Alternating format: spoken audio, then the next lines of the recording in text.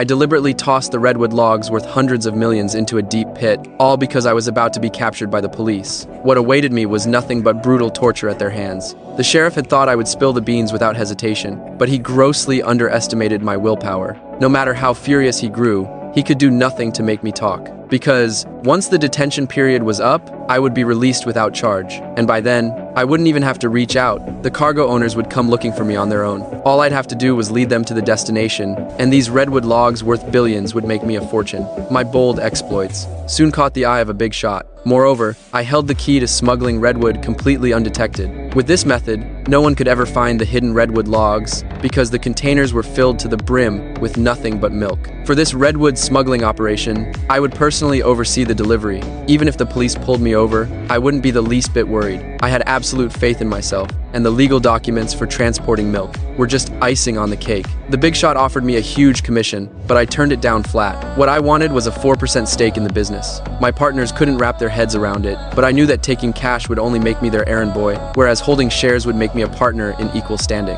Thanks to my method, we breezed through every checkpoint without fail. The police never found anything amiss. Tempted by the huge profits, I began smuggling redwood using different ploys each time, and every single attempt went off without a hitch. This time, we even managed to ship a massive haul of redwood disguised as wedding cars. But our frequent smuggling finally drew the sheriff's attention. He was sharp. He spotted the vehicle's secret in an instant. All the underlings in charge of the smuggling operation were arrested. Under the police's brutal torture, they spilled the beans about our storage location. I, however, was completely in the dark. I even let the girl my partners had kidnapped go free. This infuriated my partners to no end. They thought I was just a hired hand and had no right to meddle with his woman. But they'd forgotten one crucial thing. I was a partner who held 4% of the shares. There was nothing they could do to me. Just then, the big shot called. According to the tip-off from our mole inside the police station, the police already knew my location. They were even mobilizing all their officers to launch a raid and take us all down in one fell swoop. The situation was extremely perilous, and this cargo had to be saved at all costs. It was simply too valuable.